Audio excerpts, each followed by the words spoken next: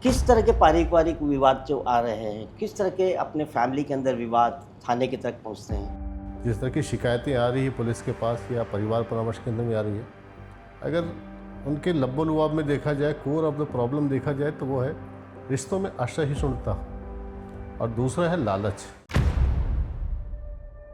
Simple सी चीज़ है, mobile partner में mistrust पैदा करता है।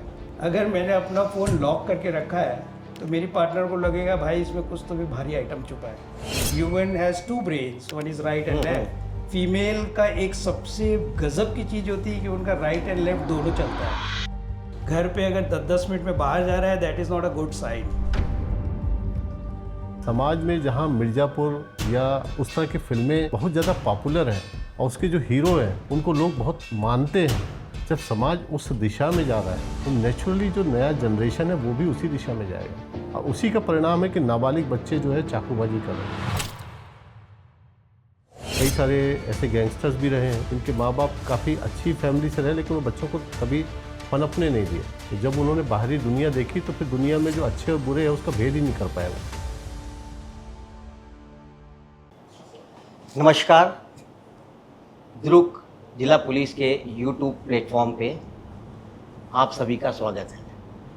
मैं डॉक्टर सुधीर गंगे आज एक नए विषय को लेकर आपके सामने आया हूँ और आज का नया विषय है मानसिक तनाव, विभिन्न कारण, उसका प्रबंधन। दोस्तों, आज की इस भाग दौड़ वाली ज़िंदगी में सारे प्रोफेशनल, चाहे पुलिस हो, डॉक्टर हो, हर प्रोफेशन, हर स्टूडेंट, हर व्यक्ति तनाव सहित जीवन जी रहा है। आज इस विषय पर चर्चा करने के लिए मेरे साथ दुर्ग जिले के पुलिस कप्तान SSP IPS Shri Vijay Agarwal sir और अंचल के प्रख्यात मनोरोग विशेषज्ञ डॉक्टर प्रमोद गुप्ता, दोनों का मैं स्वागत करता हूं। नमस्कार विजय सर, सबसे पहले आपसे क्वेश्चन है, क्योंकि पुलिस 24 घंटा ड्यूटी पर रहती हैं, मानसिक रूप से तो रहती है, शारीरिक रूप से भी रहती है, बहुत तनाव का उनका ड्यूटी रहती है, पारिवारिक उनके भी तनाव रहते हैं। किस तरह से आप उसको देखते हैं, उस तनाव को? देखिए, पुलिस ड्यूटी में तनाव एक अनिवार्य हिस्सा है और ज़्यादा इम्पोर्टेंट है कि उस तनाव को मैनेज कैसे किया जाए। और मैनेज करने के लिए आपको उस तनाव का कारण समझना पड़ेगा और साथ ही आपको अपनी क्षमता भी समझनी पड़ेगी। कॉन्फ्लिक्ट वहाँ होता है जहाँ आप अपने जो आइडियल है इतने हाई कर लेते हैं कि आपकी क्षमता से ज़्यादा हो जाता है। यदि आप अपना टाइम को प्रॉपरली मैनेज करें तो आपके 90-95% तनाव तो वहीं ख़त्म हो जाता है। और जहाँ आप समय को मैनेज नहीं करेंगे तो फिर दिक्कत होता है। दूसरी चीज़, जो चीज़ें आपके बस में नहीं है उसके बारे में बहुत ज़्यादा चिंता नहीं करनी चाहिए।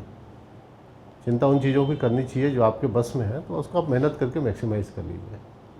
बाकी फिर जो हो रहा है बहुत कुछ उस पर आप कंट्रोल नहीं कर सकते तो उसकी चिंता मत करिए। मेरा तो यही उसूल रहा है और नीचे अधीनस्थों से भी मैं यही बोलता हूँ कि आप अपनी मेहनत 100% दीजिए, अपने एफर्ट पूरा लगाइए। रिजल्ट पे बहुत ज़्यादा फोकस में नहीं करता। डॉक्टर प्रमोद, कैसा देखते हैं इस पुलिस के इस तनाव प्रबंधन पे? आप और क्या सलाह देना चाहेंगे? सर, इसमें एक इम्पॉर्टेंट चीज़ जो मैं अपने एंगल से देखता हूँ वो ये है कि जब हम किसी भी प्रोफेशन को चूज़ करते हैं, उस प्रोफेशन में एक पार्ट रहता है कि अगर आप क्वालिटी से कार्य कर रहे हैं या उसको मूव कर रहे हैं तो उस समय स्ट्रेस तो होना स्वाभाविक है। आपका एजुकेशन, आपका प्रोफेशन को चूज़ करना, सब्जेक्ट को, वह अपने आप में आपकी आइडेंटिटी को फॉर्म करता है।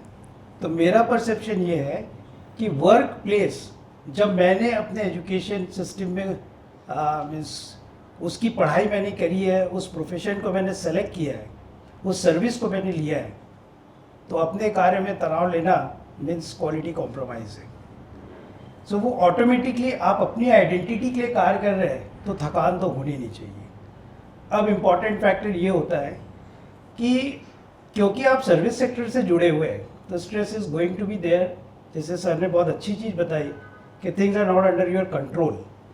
वो कंट्रोल क्यों नहीं है? क्योंकि हैंड्स ज़्यादा हैं हैंडलिंग के लिए। Like you have to see your higher authorities, you have to see public services.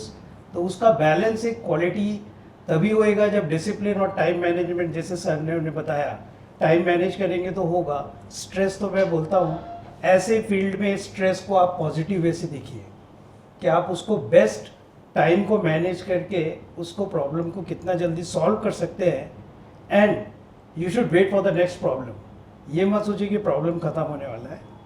एक इम्पॉर्टेंट फैक्टर और भी देखता हूँ मैं कि profession, family, that is work place, family and finance, ये तीनों मैनेजमेंट एक बहुत बड़ा चैलेंज है।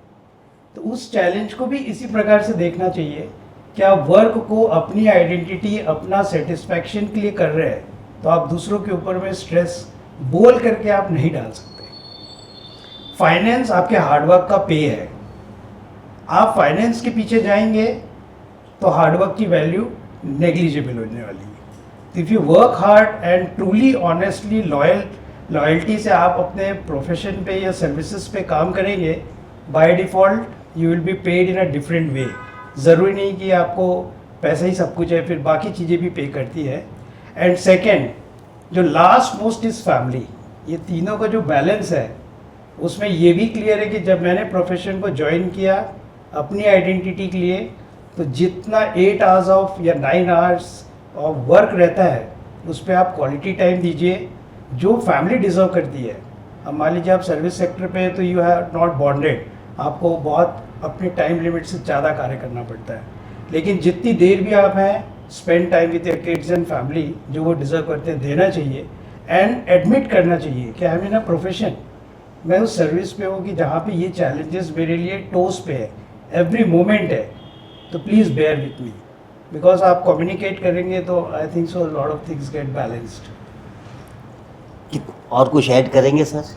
डॉक्टर साहब ने जो चीज़ें कही है बिल्कुल सही है, और जो समय आपको बाकी चीज़ों से मिलता है ज़रूर फैमिली के साथ क्वालिटी टाइम स्पेंड करना चाहिए।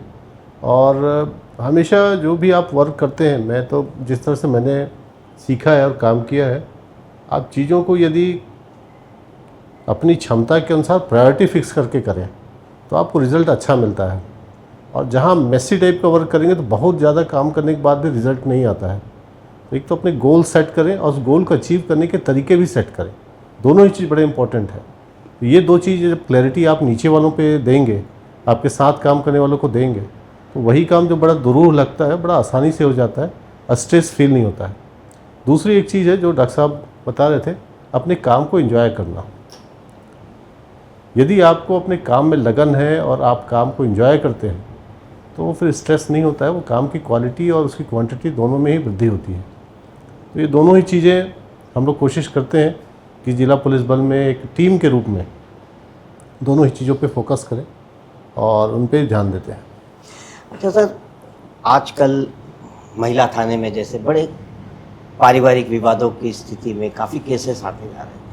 आपसे पूछना चाहता हूँ किस तरह के पारिवारिक विवाद जो आ रहे हैं, किस तरह के अपने फैमिली के अंदर विवाद थाने के तक पहुँचते हैं, और मैं डॉक्टर प्रमोद से पूछना चाहूँगा उसका निदान क्या है आपके पास?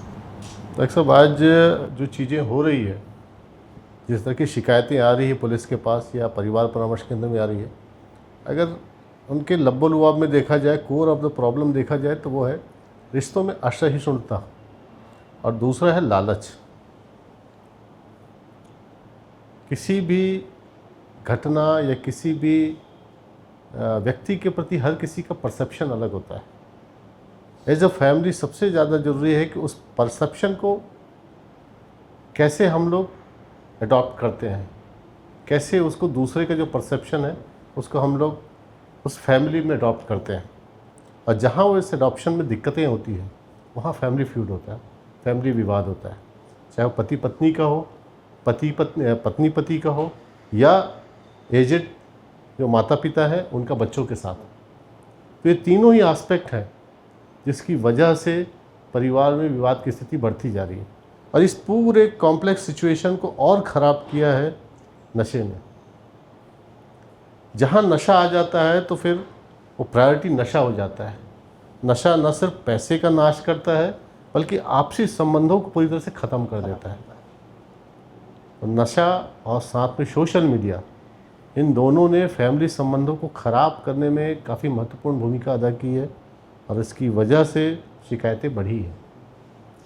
डॉक्टर प्रमोद, जैसा अभी सर ने बताया कि फैमिली में इनटॉलरेंस बहुत ज़्यादा है, असहिष्णुता जो बोले सर, क्या निदान देखते हैं आप और क्या कारण है? क्या डिजिटल जो रिलेशनशिप हैं या हमारे सोशल मीडिया के जो इन्फ्लुएंसेस हैं या नए जो सीरियल्स आते हैं या हमारी जो सबसे बड़ा कारण जो अभी दिखता है यूनिकुलर एक मॉलिकुलर फैमिली और जॉइंट फैमिली, इसमें कितना आप डिवीज़न देख रहे हैं? ये सब चीज़ें प्रभाव किसमें ज़्यादा है, यूनिकुलर फैमिली में या जो जॉइंट फैमिली है उसमें? कैसे देख रहे हो और क्या निदान इसके अंदर दिखना चाहिए?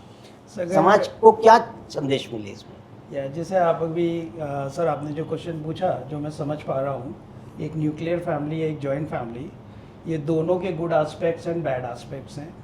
अगर आप न्यूक्लियर फैमिली लेते हैं तो वो 1-to-1 गेम रहता है। दैट इज़ कि आप टोटल जो है वो एक्सपेक्टेशन पे, डिज़ायर पे, नीड्स पे, इस पे कार्य करते हैं। वैल्यू सिस्टम थोड़ा कॉम्प्रोमाइज़ होती है, क्योंकि अगर आप अर्निंग बोथ साइड्स अर्निंग है तो वहाँ पे ये चीज़ें जो है कि जो प्राइमरी आपकी वर्किंग्स रहती है वो शेयर भी नहीं हो पाती है, ओवर बर्डन हो जाती है। ये बोथ आर वर्किंग तो एक सिंपल सी चीज़ है कि वाटर टैक्स है या इलेक्ट्रिसिटी बिल है या फिर आप प्रॉपर्टी टैक्स हैं, ये भी मेरे लिए बहुत स्ट्रेसफुल हो जाता है, क्योंकि आप रूटीन से हट के देखते हैं। यही अगर आप जॉइंट फैमिली में देखते हैं तो वो चीज़ें शेयर हो जाती हैं। जॉइंट फैमिली और न्यूक्लियर फैमिली में एक एस्पेक्ट और भी है कि joint family is a structured form जो कल्चर बेस्ड रहता है, जिसमें moral values, social values, family values already आपको एक प्रॉपर्टी टाइप मिलती है। सिर्फ आपको जाकर के जॉइंट फैमिली में सेट होना है और अपनी आइडेंटिटी को, इधर अ मेल और a female what ever, like female has more stress, क्योंकि उस एज में वो आइडेंटिटी, अपने अस्तित्व को एक नए जगह में जाकर के बनाना और उनके साथ में डिफरेंट पर्सनालिटीज़ के साथ एडजस्ट करना, ये आपको संस्कारिक और वैल्यू सिस्टम के द्वारा इजी पड़ जाता है। न्यूक्लियर फैमिली में मोर टेक्निकल हो जाते हैं, जैसे मैंने वर्ड यूज़ किया कि डिज़ायर पे, एक्सपेक्टेशंस पे, चैलेंजेस पे, तो आप क्या इक्वालिटी पे देख करके कार्य करते हैं? तो अगर न्यू जनरेशन्स आ रही हैं तो आप उस कल्चर को कैरी नहीं कर सकते जो जॉइंट फैमिली में हमारे ग्रैंड पेरेंट्स जो है वो कैरी ऑन कर देते हैं। Because if I am hard working, if you are seeing me in a big way, तो उनका बहुत श्रेय फैमिली मेम्बर्स को जाता है, जिसमें मेरे पेरेंट्स हैं और मेरी अदर फैमिली मेम्बर्स, ब्रदर्स हैं, उनकी वाइफ है, मेरी वाइफ है, क्योंकि कहीं ना कहीं इनका कंट्रीब्यूशन जो है वो मेरे रिलैक्स कर देता है, तो I can see my work very easily and I can work hard. वो आपको न्यूक्लियर फैमिली में थोड़ा चैलेंजिंग रहता है। तो आप देखेंगे कि जॉइंट फैमिली के बच्चे, मैं अभी जो अपनी क्लिनिक में देख रहा हूँ कि बहुत सी फैमिलीज़ जो है वो जॉइंट फैमिली के बच्चे की बहू लाना चाहते हैं, क्योंकि उनमें मैनेजमेंट स्किल्स अच्छे रहते हैं। वो पर्सनालिटीज़, फैमिली की डिफरेंट पर्सनालिटीज़ को और चैलेंजेस को ऑलरेडी फेस करके आ रहे हैं, तो वो ईज़िली जो है इस फैमिली को सेटल कर लेंगे। न्यूक्लियर फैमिली को जॉइंट फैमिली में लाना डिफ़िकल्ट होता है, क्योंकि वो जॉइंट फैमिली को न्यूक्लियर ना बना दें, ये पेरेंट्स की इनसिक्योरिटी रहती है।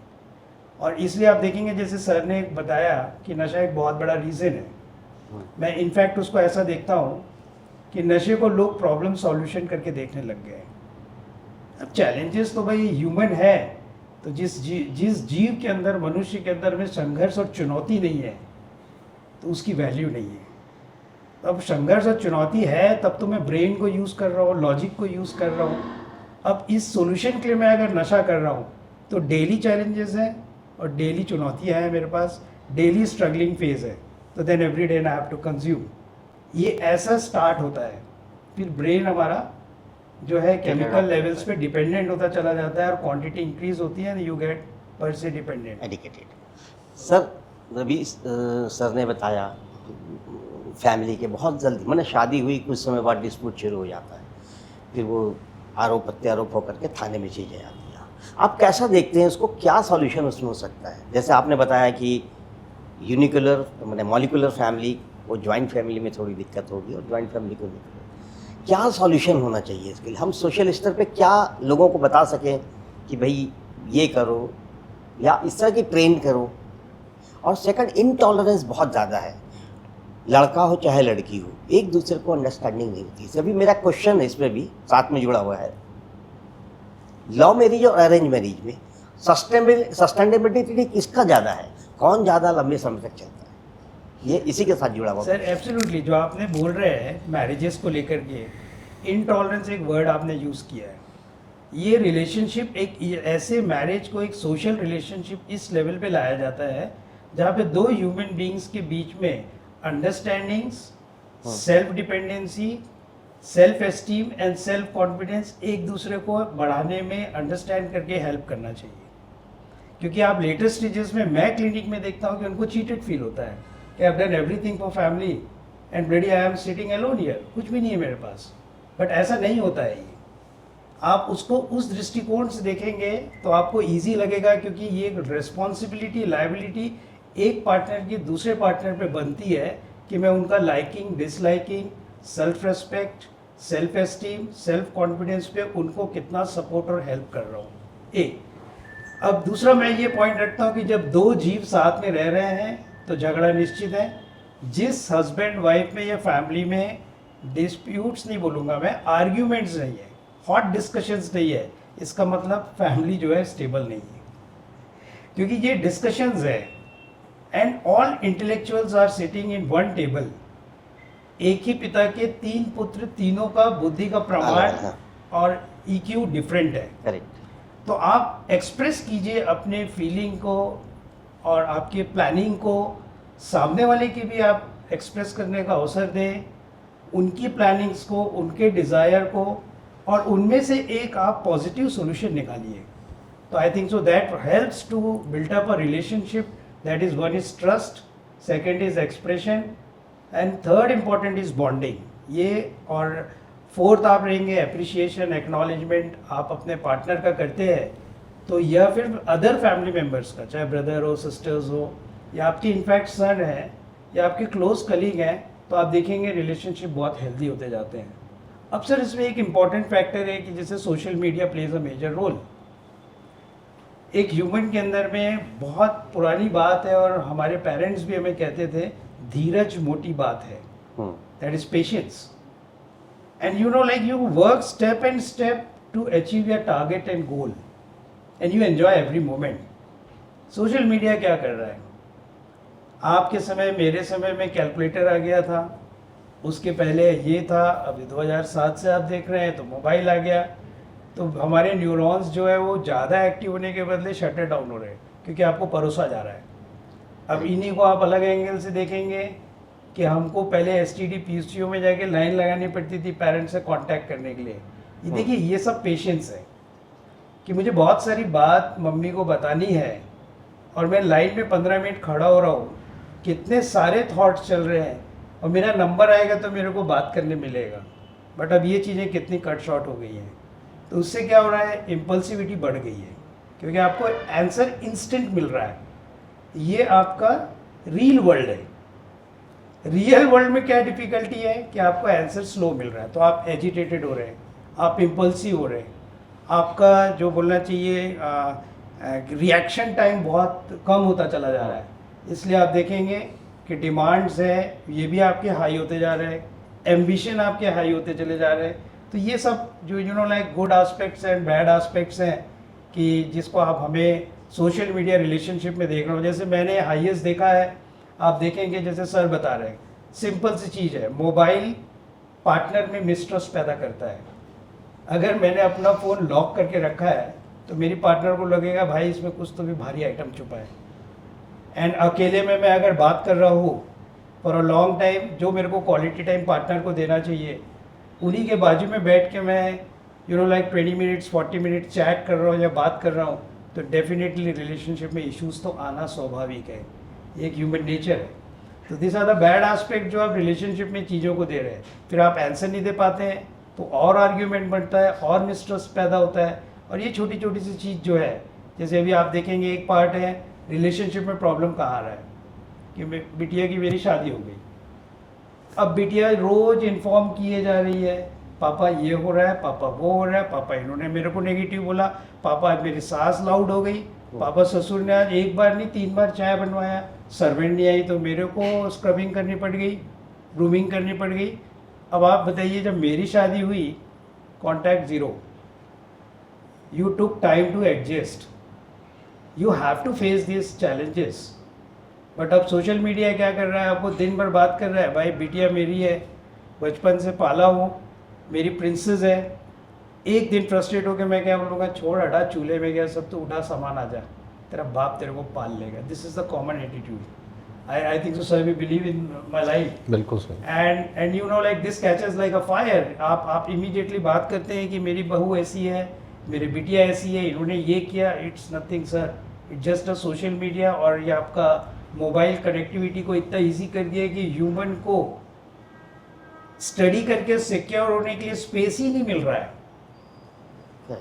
तो आप क्या कर रहे हैं, इंस्टेंट जवाब दे रहे हैं, तो आप इमोशनली बॉन्डेड व्यक्ति से बात कर रहे हैं, तो उसका आंसर तो आपके लिए पॉजिटिव आने वाला है, तो they are not going to listen. तो दिस इज़ वन फैक्टर। अगर मान लीजिए कोई मेंटल इलनेस है, जैसे आप बोल रहे हैं कि मैं देखता हूँ कि नशे के कारण, जैसे in fact sir will agree with me in my clinic what I see, कि शराब के नशे में उसने पत्नी की हत्या करी और हत्या करने के बाद खुद थाने में जा करके सरेंडर हुआ।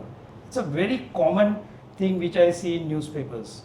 एंड इनफैक्ट कुछ जो कॉन्टैक्ट्स में रहते हैं डिपार्टमेंट्स के, तो उनसे मुझे इन्फॉर्मेशन मिलती है क्या चीज़ है अल्कोहलिज्म, चरस, अफीम, गांजा, ये जितना आप लेते हैं ये आपकी लिबिडो को कम कर देता है। और आप जब ये करते हैं तो उसके कारण आप सोशल से कनेक्शन आपका खत्म हो जाता है, तो आप अपने आप में लोनली फील करते हैं। अब वाइफ का हैप्पीनेस, मेरा इंटॉक्सिकेशन या रेगुलर सब्सटेंस को अब्यूज़ करना मेरे खुद के फिजिकल हेल्थ को कॉम्प्रोमाइज़ कर रहा है, तो मैं अपनी पार्टनर को खुश नहीं देख पाता हूँ, तो मैं डायरेक्ट ब्लेम करता हूँ कि तुम्हारे चरित्रहीन हो और तुम्हारे अनैतिक रिश्ते हैं, और इसको मैं जस्टिफाई करता हूँ उनको हर्ट करके, मार के, कि तू यही डिजर्व करती थी भाई, और मैं जा रहा हूँ थाने में। बट आई फील कि ये सब्सटेंस अब्यूज़ के कारण एक डिल्यूजन ऑफ इनफिडिलिटी होता है कि आपको अपनी पार्टनर पे शक के दायरे पे आ जाते हैं और आप ये अंजाम दे देते हैं। बट ये जैसे होता है, आपका नशा उतरता है, चीज़ें उतरती है, रियलिटी से टच आता है, तब तो बहुत स्ट्रेन निकल चुकी है अब, तो you have to be get treated.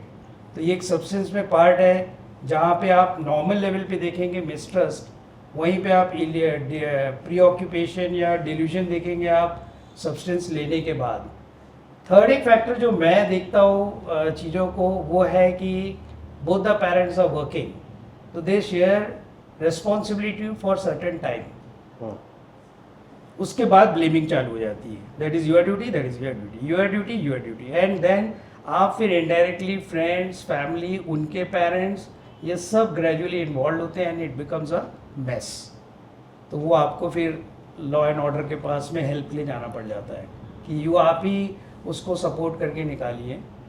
तो जैसे डिल्यूजन ऑफ इनफिडिलिटी है, फिर ट्रस्ट मिसट्रस्ट है, हाई एम्बिशन है, this are the few factors which I see कि जो इस तरह के इश्यूज़ को जो है वो हाईलाइट कर जाते हैं। और जैसे आपने एक बोला लव मैरिज और व्हाट यू कॉल क्या arrange marriage, see both are good, it depends on an individual कि हाउ टेक्स इट। मेरे लिए एक सिंपल है, भाई पार्टनर आया है बॉस, दुनिया छोड़ के मेरे लिए आया है, तो अगर लव मैरिज बोलता है कमिटमेंट्स कि बिहाव के पहले मैरिज के पहले इतने सारे नॉन रियलिस्टिक कमिटमेंट्स होते हैं कि मैं तेरे लिए यू नो चांद तोड़ के ले आऊँगा, फलाना XYZ कर दूँगा, तेरे को मैं परी बना के रखूँगा। और जिस दिन, ये क्लिनिक में देखता हूँ सर, जिस दिन मैरिज होती है, अब वो भाई साहब लड़का जो है वो रिस्पॉन्सिबिलिटी लाइबिलिटीज से डूबने लगता है कि मेरा पिताजी भी है, मेरा बिजनेस भी है, मेरा ये, क्योंकि कमिटमेंट्स आपने बाप के पैसे पे किया है भाई, जब आपकी अर्निंग नहीं थी। अब जैसे आप अर्निंग करने लग गए तो कमिटमेंट ज़ीरो, तो दिस बिकम अ कॉज। मैंने एक हफ्ते के सर केसेस देखे हैं जो लव मैरिज के बाद में तांडव कर रहे हैं, and both the parents are getting disturb now कि भाई हम तो सब कुछ देने को तैयार है, ये क्या है, क्या चीज़ है कि बॉय ने जो कमिट किया है, अब वो जो उनकी जो लवर है, सो कॉल्ड प्रेजेंटली वाइफ है, वो उसी कमिटमेंट को पूछ रही है कि आपने मेरे को ये बोला था, आप किधर है?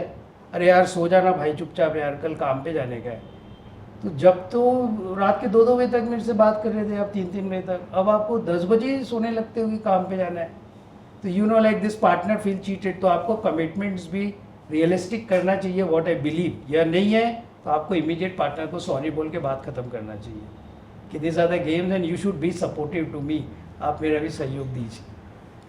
अब यही चीज़ जो अरेंज मैरिज है, मैंने आपको पहले भी हाईलाइट किया है, इस पॉइंट को नोट किया कि वो एक स्ट्रक्चर्ड फॉर्म है sir. Structured form. Values and culture values, family values, social values, moral values, ये पूरी वैल्यूज़ के अंदर में एक व्यक्ति को एडजस्ट करना पड़ता है।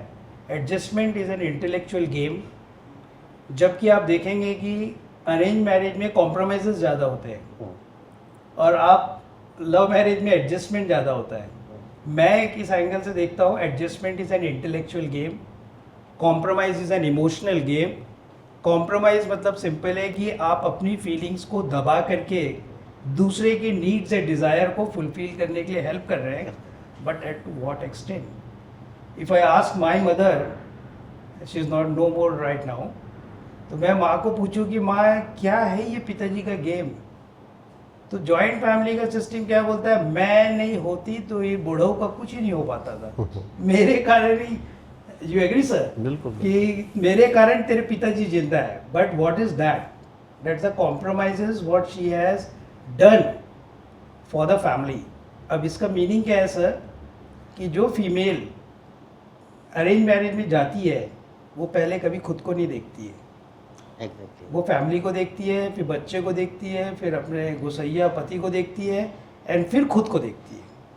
बट आप जब न्यूक्लियर फैमिली या लव मैरिज में जाते हैं तो पहले वो अपने को तब पहले आप सेल्फ, भाई मेरा क्या, मेरे लिए गाड़ी ला, मर्सिडीज ला, मेरे लिए गहना गोटी ला, मेरे को आप कॉफ़ी पे लेके जा, यू नो लाइक। और हमको याद है कि सर जॉइंट फैमिलीज में पहले होता था कि अगर मेरे को वाइफ के साथ जाना है तो 14 लोग की टिकट और कराना पड़ता था, और अपनी बाइकों को कोपचे में लेके बैठना पड़ता था हाँ। कि चल तेरे को मैं सेट करता हूँ भाई, इधर पूरा गैंग बैठा है, चाचा मामा फूफू चाचा। तो एक 20 रुपए की टिकट के लिए 200 रुपए मेरे को फैमिली के लिए लगाया। This is all the you know like joint family page as the bonding values and that is a stress management. तो ये न्यूक्लियर फैमिली जॉइंट फैमिली का पर्सपेक्टिव आप देखेंगे, बट बोथ द गेम्स ये है कि जितना ज़्यादा आप सेल्फ रेस्पेक्ट, सेल्फ एस्टीम और इमोशंस को सिक्योर फील कराएंगे तो उतना ईजी रहता है। अब इसमें एक पार्ट है, जैसे अभी मुझे याद है कि पिताजी पैसा लाके सीधा माँ को देते थे, ये जॉइंट फैमिली पैटर्न है। और न्यूक्लियर फैमिली में तू तेरा देख बाबा, मैं अपना देखूंगा, क्योंकि अभी भरोसा नहीं कि साला एलुमिनी हमको कब देना पड़ेगा, पैसा कब देना पड़ेगा, तो आप अपना देखो मैं अपना देखो। तो ये सेपरेशन पहले से चालू होता है। जॉइंट फैमिली में रेस्पेक्ट क्या है कि भाई आपने किसी एक अलग परिवेश से, एक अलग संस्कार से इस संस्कार में आ रहे हो, तो मैं तेरे लिए समर्पित हूँ। तो ये पैसा छोटी सी चीज़ है। एंड यू नो लाइक आपको एक और surprisingly sir, as you also know this, human has 2 brains, one is right and left. Female का एक सबसे गजब की चीज़ होती है कि उनका राइट एंड लेफ्ट दोनों चलता है, और मेल का लेफ्ट चलता है। तो इसलिए मेल फोकस्ड रहेगा, थिंकिंग रहेगा, टारगेट ओरिएंटेड रहेगा। फीमेल के अंदर मैनेजमेंट एंड स्किल्स बहुत स्ट्रांग रहती है, तो वो बुद्धि भी चलाती है और सेटिंग भी करती है। अपने पास सेटिंग स्किल नहीं है, ठोकने का है, बड़बड़ किया चाहे वर्बल हो चाहे नॉन वर्बल हो, एग्रेशन निकालो, खेलास खेल। बट फीमेल नहीं, वो रोएगी भी, नाक भी पोछेगी, आंसू भी पोछेगी, टिफिन भी बनाएगी, मेरे को भी भेजेगी। तो this brain works very well in this and they are smarter in that. इसलिए आप देखेंगे जॉइंट फैमिली में मैक्सिमम प्रॉपर्टीज वाइफ के या मदर के नाम रहती है। मेल पूरा सिक्योर्ड है भाई, आज भी बोलेगा भाई मेरे पास कुछ भी नहीं है, अपन फुल भिखारी आदमी है, सिर्फ जाते हैं दुकान खोलते हैं, क्लिनिक में मरीज देखते हैं, घर आते हैं, पैसा बीवी देखती है। लेकिन आप न्यूक्लियर फैमिली में जाएंगे तो भाई तेरा क्रेडिट कार्ड, मेरा क्रेडिट कार्ड, तू दिखा कितना खर्चा किया। Mean you know like all it works in a very different way. So ये छोटी छोटी सी चीज़ें हैं, कभी फायर कैच कर जाती हैं, इट बिकम्स एन इशू। तो आप जॉइंट फैमिली में ये चीज़ें आराम से देखते हैं कि भाई ठीक है भाई, पैसा तू मैनेज कर रहा है, वाइफ करती है, भाई को भी देख रही है, उसकी फैमिली देख रही है, दादाजी को देख रही है, अपनी फैमिली को भी देख रही है, और मेरे जैसे डिफेक्टिव आइटम को भी देख रही है। This is all the word of marriage, arrange marriage and what you call this nuclear love marriage, sorry. Sir Vijay sir, मेरा आपसे एक दूसरा प्रश्न ये है कि साइंस के हिसाब से 12 से 18 साल की जो उम्र होती है, जिसको हम लोग टीनेज भी बोलते हैं, इस पे बच्चों का एनर्जी लेवल बहुत होता है, मेंटल एनर्जी लेवल। आप इस उम्र के बच्चों में कितना अपराध में संलिप्त पाए गए हैं और कितने % बच्चों में नशा मिला है? डॉक्टर साहब, ये जो एज ग्रुप है 12 से 18 वर्ष के बीच का, ये ऐसा एज ग्रुप है जिसमें आदमी में ज्ञान तो आ जाता है, परंतु विवेक उतना नहीं रहता है और उसमें समय लगता है, थोड़ा सा अनुभव भी कमी रहती है। तो ऐसे में जो उसके कंसेप्ट है ना, उसको वो सही मानता है। जो चीज़ वो सोशल मीडिया में देखता है, तो उस चीज़ को वो सही मानता है। ऐसे समाज में जहाँ मिर्ज़ापुर या उस तरह की फिल्में बहुत ज़्यादा पॉपुलर हैं और उसके जो हीरो हैं उनको लोग बहुत मानते हैं, जब समाज उस दिशा में जा रहा है तो नेचुरली जो नया जनरेशन है वो भी उसी दिशा में जाएगा, और उसी का परिणाम है कि नाबालिग बच्चे जो है चाकूबाजी कर रहे हैं। कुछ खास मोहल्ले हैं, कुछ खास एरिए हैं, जैसे ज़िले की बात बताओ, जहाँ हर 5वां बच्चे के पास कोई नशे का सामान होगा, हो सकता है आइडोक्सी हो। तो नशा बहुत ज़्यादा बढ़ चुका है, और नशे का ही दुष्परिणाम ये है कि वो क्या कर रहा है उसको खुद नहीं पता है। वो ब्लेड से अपने आप को काट रहा है, ब्लेड से दूसरे को मार रहा है, पेपर का जो कटर होता है जिससे लोग थर्मोकोल काटते हैं, पेपर काटते हैं, उससे दूसरे को मार रहा है, अपने आप को मार रहा है। तो नशा न सिर्फ विवेक शून्य बना देता है, बल्कि वो एक ऐसा हथियार बन जाता है कि वो किसी को कुछ भी कर सकता है। दूसरा जो बाल कानून भी है, बाल कानूनों में जो चीज़ें हैं उसकी वजह से भी कई सारी दिक्कतें आती है, क्योंकि उनको रिहैब करना पड़ता है और बहुत सारी चीज़ें करनी पड़ती है, और यदि उनकी पर्याप्त व्यवस्था नहीं होती है तो फिर वो समाज में बाकी बच्चों के साथ ही रहते हैं। ये फिर उनके लिए भी बाकी बच्चों के लिए खतरा बढ़ता जाता है, और इनका अगर आप परसेंटेज वाइज देखा जाए तो ये संख्या लगातार बढ़ती जा रही है। डॉक्टर प्रमोद, जैसा कि सर ने बताया है कि बच्चों में नशा और ये सब, मैं इस उम्र के बच्चों को पहाड़ी नदी समझता हूँ। राइट डायरेक्शन बहुत अच्छी नदी बन जाएंगी और रॉन्ग डायरेक्शन में वो तूफान मचा देंगे। मैं आपसे ये पूछना चाह रहा हूँ कि इन बच्चों के लिए क्या रिस्पॉन्सिबल हमारा सोशल मीडिया है, डिजिटल क्रिएटर है, जैसे सर ने अभी बताया, उस तरह की जो मूवीज़ हैं जहाँ पे सामाजिक रूप से अच्छा नहीं माना जाता है लेकिन हम उसको हीरो बना रहे हैं, क्या इसमें माँ बाप की गलती है? और इसी के साथ एक जुड़ा प्रश्न है मेरा, क्या टॉक्सिक सिम्टम होते हैं जिससे, जैसे पेरेंट्स अनजान रहता है कि मेरा बच्चा नशा कर रहा है या मेरा बच्चा कुछ और अपराध कर रहा है, उसको तो पता नहीं है, तो क्या ऐसे लक्षण हैं जिसको देख के माता पिता, उसके अभिभावक या पुलिस आइडेंटिफाई कर ले कि यार ये लड़का जो है वो ऐसा कार्य करता है या करने जा रहा है? वो टॉक्सिक सिम्टम क्या है और इसमें रिस्पॉन्सिबल कौन लोग हैं और पेरेंट्स का कितना इसमें बड़ा रोल है? बिल्कुल सर, इसको मैं 2 पार्ट्स में लूँगा। एक तो मैं सेकेंड टॉक्सिक को बाद में आता हूँ। प्राइमरी पहले अपन समझते हैं कि 12 साल की 8 साल तक जब बच्चा रहता है उसको कल्चर के बेस में परवरिश मिलती है, एंड कल्चर हमारे संस्कार संस्कृति में फीमेल को दिया जाता है, वैल्यूज़। तो कल्चरल वैल्यूज़ जो है वो मदर की रिस्पॉन्सिबिलिटी मेजर रहती है। ऐसा नहीं बोलूँगा कि उस समय पिता जो है बिल्कुल फ्री रहता है। एंड पिता की वैल्यू आती है सोशल एंड मॉरल वैल्यूज, नैतिक, वो आपकी 9th स्टैंडर्ड से चालू होती है। अब दोनों में इम्पॉर्टेंट चीज़ ये है कि अगर मदर ने चाइल्ड की परवरिश में कल्चर का प्रमोशन ठीक किया, बॉन्डिंग, इमोशंस के एक्सप्रेशन सही से लाए, तो उनके फ्यूचर रिलेशनशिप में हस्बैंड वाइफ में ट्रस्ट पैदा होएगा। You are getting my point? वो take as a role model rather something else. अगर आप 9th स्टैंडर्ड के बाद देखते हैं जहाँ पे हमारी लॉजिकल थिंकिंग का डेवलपमेंट होता है, एक सिक्योर्ड एनवायरनमेंट से चाइल्ड जो है ओपन मार्केट में आता है, और ओपन मार्केट में सबसे पहला है यारी है ईमान मेरा यार मेरी दोस्ती, कि हम फ्रेंड्स की चुंगल में जाते हैं।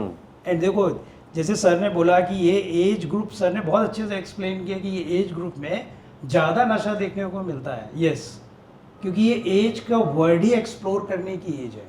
बायोलॉजिकली, साइकोलॉजिकली एंड सोशली मैं एक स्वतंत्र इंडिपेंडेंट व्यक्ति मार्केट में लॉन्च हुआ हूँ। अब अगर मान लीजिए पेरेंट रोल मॉडल बन के रखे हुए हैं, moral values, social values, cultural values, आपने चाइल्ड जब आपकी सिक्योरिटी में था आपने से अच्छा सा प्रमोट किया है और उसको एक दिशा दी है कि भाई ये चीज़ गलत है, इससे नुकसान होता है, ये मैंने बताया, चाइल्ड ने रजिस्टर नहीं किया, बाय डिफ़ॉल्ट उनके दिमाग में आ गया। अब वो नए मार्केट में जाएगा, चीज़ों को एक्सप्लोर करेगा, ऐसा नहीं है, रिलेशनशिप में जाएगा, ऑपोजिट सेक्स की ओर अट्रैक्ट होगा, वो बायोलॉजिकल सोशली आप प्रेशर में आके करेंगे। आप नशा एक बार करेंगे, लेकिन अगर आपका रोल मॉडल और वैल्यू सिस्टम स्ट्रांग है तो एक ही बार तो आप वो लाड़ी लप्पा जैसे कि आप जाकर के छू के वापस आ जाएंगे, and then you get enough time to change yourself, right. अब अगर मैं लेता हूँ नशीली पदार्थ, अगर मैं बच्चा का आत्मविश्वास, आत्मसम्मान, प्रोत्साहन और उसको पनिशमेंट दे रहा हूँ, ये तीन चीज़ को बढ़ावा नहीं दे रहा हूँ और पनिशमेंट दे रहा हूँ, और सिर्फ पनिशमेंट दे रहा हूँ, ऐसे बच्चे बहुत आपराधिक प्रवृत्ति के पैदा होते हैं। एक्सेसिव डिसिप्लिन ये ज़्यादा आपराधिक रहेंगे। आप अगर हिस्ट्री देखते हैं तो कुछ गैंगस्टर्स ऐसे हैं जिनके पेरेंट्स बहुत एक्सेसिव डिसिप्लिन थे और उनको पनिशमेंट दे दे करके लाइफ को स्ट्रगल कराया। जब वो स्वतंत्र हुए तो उसी को पावर समझ करके उन्होंने सोसाइटी को डोमिनेट किया, वो भी एंटी सोशल एलिमेंट बन के। सर यहाँ पे छोटा सा टोक रहा हूँ सर। सर, आपका अनुभव कैसा रहा इसमें? ये सब तो हम लोग पिक्चर में देखते थे, जब बट प्रैक्टिकल लाइफ में आपको इतने आपराधिक लोगों से आपका आते हैं आपके पास, इस तरह की हिस्ट्री मिलती है क्या कि बहुत डिसिप्लिन लाइफ रहा, फिर वो काफ़ी सजाएं पा पा के, या बहुत डर के बाद जब खुले तो फिर वो अपना साम्राज्य बनाते हैं? डॉक्टर साहब जो चीज़ें बता रहे हो बिल्कुल सही है। कई ऐसे परिवार होते हैं जो बच्चों को बड़ा दबा के रखते हैं, और जब वो बंधन खुलता है तो वो फिर पूरी तरह से खुल जाता है। ये चीज़ें भी होती है। कई सारे ऐसे गैंगस्टर्स भी रहे हैं जिनके माँ बाप काफ़ी अच्छी फैमिली से रहे, लेकिन वो बच्चों को कभी पनपने नहीं दिए। तो जब उन्होंने बाहरी दुनिया देखी तो फिर दुनिया में जो अच्छे और बुरे है उसका भेद ही नहीं कर पाया वो, अब बुरे को ही अच्छा समझने लगे। ये चीज़ें होती है, और कई सारे गैंगस्टर्स भी इस तरह से हैं। टीचर्स के बच्चे हैं जो गैंगस्टर्स बन गए, ऐसा हुआ है। तो ये बिल्कुल सही है। और जहाँ तक ये एज की बात है डॉक्टर साहब, ये एज निश्चित रूप से अगर इसमें कंट्रोल नहीं किया गया, टोका टाकी नहीं हुई, निश्चित रूप से वो गलत रास्ते पे ले जाता है, क्योंकि आपका एनवायरनमेंट भी ऐसा ही हो गया है। आप जो चीज़ रील में देखते हैं, हो सकता है आपके बाजू वाला बच्चा को करके दिखा रहा हो, तो फिर आप भी उसके लिए अट्रैक्ट होते कि मैं भी ये करता हूँ। ये एक से एक बढ़ते हुए फिर वो एक पूरी श्रृंखला बन जाती है और एक पूरा जनरेशन उससे प्रभावित होता है। इसमें सा वर्ड है, जैसे सर ने जो बोला मैं उसको अपने टेक्निकल वर्ड में बोलता हूँ, वैलिडेशन। कि आप जो है जल्दी से आकर्षित, जैसे अभी आप लाइब्रेरी जाते हैं, रेफरेंसेस ढूंढते, तो यू टेक टाइम, जो पेशेंस वर्ड यूज़ किया अपन ने। बच्चों में ये ऑनलाइन गेम्स हैं। अब मैं जैसे आप बोलूँगा कॉग्निटिव डेवलपमेंट जब होता है, जीन पियाजेट की थ्योरी है कि 7 to 12 ईयर्स आप लेते हैं, उस समय में मैं एनिमेशन को ज़्यादा इम्पोर्टेंट, जैसे मेरे से कई लोग पूछते हैं कि डॉक्टर साहब मेरा बच्चा डोरेमोन देखता है और XYZ कार्टून नेटवर्क देखता है और वैसी बात करता है, वैसी बिहेव करने लग गया है, वैसी इमिटेट करने लग गया है। तो ये चीज़ क्या है, ये एनिमेशन का थॉट प्रोसेस हमारा वैसे ही रहता है कि उसको ही हम रियलिटी मानते हैं। तो इसलिए आप क्या करते हैं कि रियलिटी में मॉम के साथ वैसे आर्ग्यू करते हैं जैसे XYZ कार्टून में आप देख रहे हैं। You getting my point? Yes, cognitive age के अंदर जहाँ उसका कॉग्निटिव, तो ये आपकी एज ग्रुप वही आ रही है जहाँ पे आप ये चीज़ देख रहे हैं। तो आप रियल वर्ल्ड, जिसे सर ने यूज़ किया ना कि रील को आप रियल में देख रहे हैं, एक पार्ट तो ये हो गया। सेकंड क्या हो गया है कि गेम खेल करके ऑनलाइन गेम में मैं पूरा एग्रेशन और इंस्टेंट रिजल्ट, भाई 2000 पॉइंट, भाई 500 पॉइंट, पकड़ उसको, ठोक दे उसको, ये तेरा आर्चरी पड़ा हुआ है, ये तेरा ये पड़ा है, and you play on and on and on and on, you score 2 lakhs 5 lakh 15 lakh points and you discuss with a group.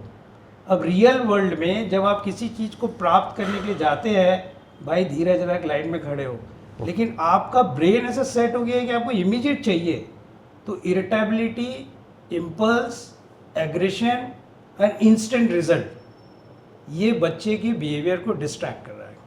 अब जैसे ये रील है, मैं तो बिल्कुल उसको प्रमोट नहीं करता चीज़ों को।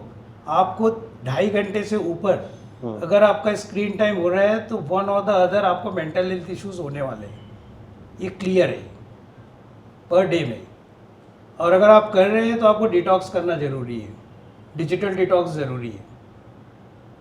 आपको ही कंट्रोल करना है, आपको ही सिस्टम में लाना है, क्योंकि आप ही रोल मॉडल हैं। तो जैसे सर ने बताया कि अगर पेरेंट डिसिप्लिन रहेगा, मैं डिसिप्लिन डाल नहीं रहा हूँ, मैं डिसिप्लिन हूँ, तो बच्चे का एक ऑब्जर्वेशनल लर्निंग रहता है कि I want to become like my dad, I want to become like my grandpa, grandmother. You getting my point? तो आपको बोलने की ज़रूरत नहीं है। वो चंचल मन जब आउटपुट देखता है कि डैड को इतना नेम फेम मिल रहा है, पॉजिटिविटी मिल रही है, तो why I should not go in that direction. अब लेकिन भाई साहब, माता पिता दोनों महत्वाकांक्षी है और अर्निंग में लगे हुए हैं, नीड्स पे ध्यान नहीं दे रहे। सर ये एक पॉइंट ध्यान रखिएगा आप, नीड्स और डिज़ायर दो चीज़ है। बच्चों को नीड्स पूरी करके दीजिए, डिज़ायर नहीं। और अभी के पेरेंट डिज़ायर पूरी करके दे रहे हैं, इसलिए बच्चों के पास में अनवांटेड एंटी सोशल बिहेवियर को एक्सप्लोर करने की चाहत पैदा हो रही है। मैं अपने बच्चे को बोलता हूँ, भाई गाड़ी बड़ी मेरे पास है, ये मैंने मेहनत से कमाई है, तेरे को छोटी गाड़ी मिलेगी, गाड़ी दे रहा हूँ। अगर तुमको बड़ी गाड़ी खरीदना है तो यू हैव टू अर्न। अपने डिज़ायर के लिए मैं बच्चे के अंदर में बात डालूंगा। You are getting my point sir? But ये पेरेंटिंग में ये एक इशूज़ देखने को मिल रहा है। इसलिए आप देखेंगे कि जब मैं सब कुछ अचीव कर चुका हूँ तो नशा क्या खराब है, then I have to go in different world to you know like मेरे पास कुछ ऑब्जेक्टिव नहीं है। जैसे सर ने बोला, गोल डायरेक्टेड बिहेवियर ही नहीं है कि मेरे को अचीव क्या करना है, तो फिर आड़ी टेढ़े काम करना है, असामाजिक चीज़ों में इन्वॉल्व होना है जहाँ पे आपको प्लेजर मिलेगा। तो आप सोशल रूल्स को तोड़ेंगे, सामाजिक नियमों को, तो आपको एक्सप्लोर करने मिलेगा। फिर जानवर प्रवृत्ति है वो एक इन चीज़ों में दिखेगी। तो इसीलिए में आप इसी कड़ी से जुड़ा कैसा है कि पनिशमेंट, डिसिप्लिन में पनिशमेंट है, लेकिन वो लॉजिकल और रीजनिंग के साथ होना चाहिए। पनिशमेंट की डेफिनेशन है sir, it has to be immediate, consistent, of same intensity for same act, और वो भी इंस्टेंट, तो बिहेवियर में चेंज आएगा। आपने आज किया क्राइम और आप 5 दिन बाद उसके ऊपर में you know like putting that pressure, तब तक तो बहुत लेट हो चुके हैं आप। तो पनिशमेंट ज़रूरी नहीं है कि फिजिकल होना चाहिए, it can be verbal as well. कि आप और मैं हैं, मैं आपकी लाइकिंग आपकी डिसलाइकिंग को समझ रहा हूँ, आपने अच्छा काम किया तो मैं लाइकिंग चीज़ को प्रमोट कर दिया, आपने नहीं किया मैंने डिसलाइकिंग आपको प्रेजेंट कर दिया। आप समझ गए कि डॉक्टर साहब को ये पसंद नहीं है तो मेरे को नहीं करना है। तो this are also the ways. तो आप नशा भी क्या है, देखिए मैं बोला ना, एक्सप्लोर करने की एज है, तो आप तो जाएंगे बॉस उसमें आप रोक नहीं सकते। बट आपकी वैल्यू सिस्टम जो आप बोल रहे थे ना, फैमिली में social values, moral values, cultural values, family values, ये वैल्यूज़ आपको बचा के रखती है। अब आप देखेंगे कि न्यूक्लियर फैमिली में सर ये चीज़ें आई थिंक सो लैकिंग है। बिल्कुल। So you are now in a open world. तो जैसे सर ने बताया कि आपके पास जवाब नहीं है तो पेरेंट्स के पास जवाब नहीं है। जब आपके पास जवाब नहीं है तो बच्चा इज़ इंडिपेंडेंट। वो जिस आइटम के हाथ में गया है फ्रेंड्स के, तो बोलते हैं ना, संगत आपके व्यक्तित्व का निर्माण में बहुत बड़ा योगदान देती है, तो आप वैसे ही हो जाएंगे। अब एक सोशल मीडिया का आपको बता रहा हूँ, दुखियारे लोगों का दुखियारा ग्रुप बना हुआ है। तो अगर मैं दुखी हूँ तो 50 दुखी और है, तो मैं दुख से बाहर नहीं आ रहा हूँ, हम लोग दुख दुख दुख खेल रहे हैं। You getting my point? So उस विशियस साइकिल में ट्रैप हो गए। एंड बोलते तेरा दुख तो मेरे दुख से कम है, तू और दुखी हो सकता है, तेरे पास और स्केल में मापदंड बचा हुआ है। तो this all things are happening sir, जो कि एक बच्चे के चाइल्ड के लिए। And again I come back कि रोल मॉडल इज़ इम्पॉर्टेंट। मुझे किसी को नहीं सिखाना है सर, हर ज्ञान जन्म लेने वाला ज्ञानचंद है सर। समझाने से दूरियां बढ़ती हैं, किसी भी जीव को समझने से नज़दीकियां बढ़ती हैं। इन ऑल रिलेशनशिप मैं अगर कहीं उनको समझता हूँ तो मेरा फॉलोअर हो गया, मैं उनको नहीं समझता हूँ और समझाने जाता हूँ तो साहब विक्रम और मिताले तू बोला मैं चला। प्रमोद सर, और सर आपसे भी यही क्वेश्चन है, दोनों को दिखाऊंगा। एग्ज़ाम का वक्त चल रहा है अभी, कुछ लोगों के रिजल्ट भी आने वाले हैं, तो जो एग्ज़ाम देने वाले हैं बहुत तनाव में रहते हैं, आप कैसा देखते हैं इसको? और उसी से जुड़ा हुआ पॉइंट है सर, मैं अभी आपसे पूछा था कि what are the toxic symptom, मेरा पॉइंट समझ रहे हैं? अलार्मिंग साइंस की ये बच्चा यदि अपने टारगेट तक नहीं पहुंचता जो भी उसने इमेज किया बनाया हुआ है, तो कोई ऐसा गलत कदम न उठाए या और न करे, तो ऐसे क्या सिम्टम हो सकते हैं? और ये जो दौर है हमारा भी परीक्षाओं का, क्या कहना चाहेंगे बच्चों से भी और उनके माता पिता? सर देखिए, मेरा एक डेफिनेशन है, एग्ज़ाम का फुल फॉर्म मैं जो लेता हूँ XIM, कल से मैं X हो जाऊँगा। उस X के लिए मेरे को ग्रेड को पाने के लिए मेरे को दूसरों के मापदंडों में अपने आप को जाकर के प्रेजेंट करना है। अगर उस मापदंडों में मैं खरा उतरता हूँ तो मैं एक स्टेप ऊपर चला जाऊँगा। And exam is day to day, it's not yearly. और fail pass is a part of life, everyone बोलते हैं।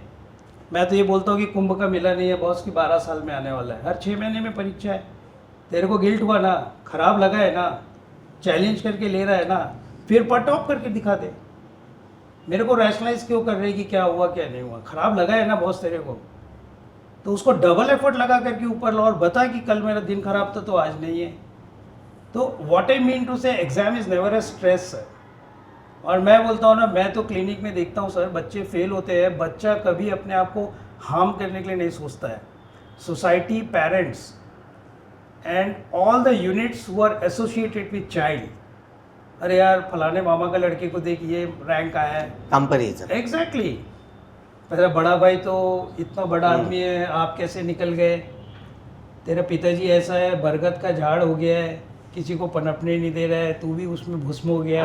You know like all this negative comments क्या करते हैं, चाइल्ड को प्रेशराइज करते हैं कि bloody you are useless, and तुम्हारा एस्टीम इतना गिर गया है कि तुम दूसरों पे बोझ बन गए हो, फैमिली के ऊपर। तो I am becoming burden for my, you know like all the units. तो what the sense of bloody living in this world? तो ये इम्पल्स आप कैसे पकड़ेंगे? ये इम्पल्स पकड़ेंगे सर, एक नॉर्मल बच्चे की पर्सनालिटी का स्कूल में टीचर्स को या उनके जो एक इंडिविजुअल ग्रुप ऑफ मेंटोर तैयार करते हैं, उनको उस बच्चे के लाइकिंग डिसलाइकिंग व्यक्तित्व की जानकारी होनी चाहिए। अगर उसके बिहेवियर में, इमोशंस में, थॉट्स में आपको थोड़ा भी चेंज नज़र आ रहा है तो आपको अलार्म हो जाना चाहिए, समथिंग रॉन्ग इज पकाउफाइन इन माइंड। कि अगर एक Pramod is a happy person and suddenly आप आइसोलेट शांत बैठे हो, तो it's an alarm for you कि भाई इसका खोपड़ी का कुछ तो लोचा चालू है। तो then you start working on that kid कि भाई क्या है तुम्हारे साथ, प्रमोद का कैसा चल रहा है, स्कूल में पूछ रहे हैं, एंड आप समझ में आता है तो फाइंड आउट करते हैं कि my child is having XYZ problem, and आप उसको सॉल्व कीजिए तो आपको प्रॉब्लम सॉल्व होएगा। तो आपको behaviour, emotions and thought, behaviour is the most important thing, आपको समझ में आना चाहिए। कई लोग मुझे पूछते हैं कि डॉक्टर साहब 15 दिन से बच्चा बहुत अच्छा था, हंस रहा था, सबसे मिल रहा था, मतलब फूफा जी को भी फ़ोन किया, ऑल रिलेटिव्स को फ़ोन किया, और सडनली ही हैज़ सेल्फ हार्म्ड, कि अपने आप को उसने नुकसान पहुंचा लिया। Sir that is called as paradoxical way, कि मैं जाने के पहले मैं सबको नमस्ते बोलना चाहता हूँ, खुशी खुशी जाना चाहता हूँ, तो उसकी खुशी ओरिजिनल खुशी नहीं है। ये पेरेंट्स को और फैमिली मेम्बर्स को समझना चाहिए। टॉयलेट में ज़्यादा समय बिता रहा है, that is not a good sign. घर पे अगर 10-10 मिनट में बाहर जा रहा है, that is not a good sign. आप फ्रेंड से रिलेशंस में मार्क्स अच्छे नहीं आ रहे हैं, वो शांत बैठा है और आपको झूठ बोल रहा है, that is not a good sign. That means मैं स्पेस नहीं दे रहा हूँ चाइल्ड को कि आप एक्सप्रेस करो। तो ये सब अलार्म्स है सर, जिसमें हमें बिहेवियर को, इमोशन को, थॉट को, उसकी डेली रूटीन को और पर्सनालिटी ट्रेट्स को हम पकड़ ले तो शायद तक हम इस इश्यूज से बच सकते हैं। और exam is a celebration and it's a message to kids कि भाई जैसे पिज़्ज़ा खा के सेलिब्रेट करते हो आप, मोमोज और चाउमीन खा के सेलिब्रेट करते हो, वैसे ये भी एक सेलिब्रेशन है, दिवाली का सेलिब्रेशन है। अच्छे कपड़े खरीदते हो, रिलेटिव्स को बुलाते हो, दिया जलाते हो, अच्छे डिशेस बनाते हो, तो आप उसको लेंगे। एग्ज़ाम है, कपड़े को आप पहले से रेडी कर लो, अच्छी पेन, पेंसिल, शार्पनर को तैयार कर लो, अपने बैग को रखो और उस एनवायरनमेंट में पढ़ाई करो जिसमें आपको परीक्षा देनी है उस टाइम लिमिट के साथ। तो if you do this exercise तो exam is like a routine then. Last question sir आपसे है। अब इसके पहले अपन चर्चा कर रहे थे महिला थाने में परिवार टूटने की बहुत सारी समस्याएं आती हैं, तो ज़्यादातर आप लोगों के यहाँ जो काउंसलिंग होती है, दोनों पार्टी को आप काउंसलिंग करते हैं, क्या हम शादी के पहले की कोई काउंसलिंग की कल्पना कर सकते हैं? भी दो कपल है, शादी करने जा रहे हैं, तो हमारे काउंसलर उनको कुछ ऐसा समझा सके कि ये समस्याएं शादी के बाद ना हो। डॉक्टर साहब, ये अभी तो इस पे काउंसलिंग प्रारंभ नहीं हुई है, लेकिन इस विषय पे सोचा जा सकता है, क्योंकि ये वास्तव में समस्या है, कंपैटिबिलिटी का इशू रहता है और दोनों के शादी करने के बाद क्या प्रॉब्लम आ सकती है और उसके लिए प्रॉपर गाइडेंस, इस विषय पे निश्चित रूप से सोच के इस पे काउंसलिंग प्रारंभ की जा सकती है। और निश्चित रूप से अगर कोई इस तरह से रिक्वेस्ट आता जरूर करेंगे हम लोग। चलिए सर, तो दोस्तों आज की परिचर्चा यहीं समाप्त करते हैं। मेरे दोनों गेस्ट डॉक्टर प्रमोद गुप्ता और श्री विजय अग्रवाल साहब ने बहुत अच्छी जानकारियाँ और मुझे लगता है कि काफ़ी इन्फॉर्मेशन आप लोगों को मिली होगी। आप लोगों का बहुत बहुत धन्यवाद। अगली बार इसी दुर्ग जिले के पुलिस प्लेटफॉर्म पे वापस मिलते हैं। धन्यवाद।